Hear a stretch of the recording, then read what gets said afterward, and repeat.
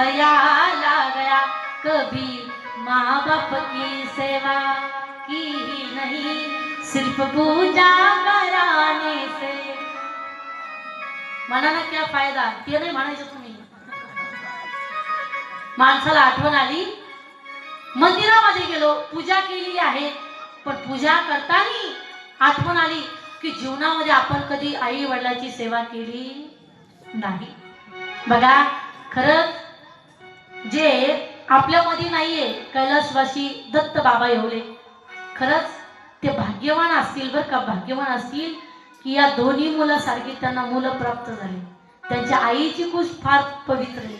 खूप भाग्यवान, खूप भाग्यवान की आई वडिलांची त्यांनी अखंड सेवा केली. पण ऐका, आपल्याला जरी वाटत असेल ना या मुलासारखे आपले सुद्धा मुलं घडले पाहिजे, आपले सुद्धा मुलं परमार्थिक निघाली पाहिजे, त्याकरता आपल्याला सुद्धा काय करावं लागेल?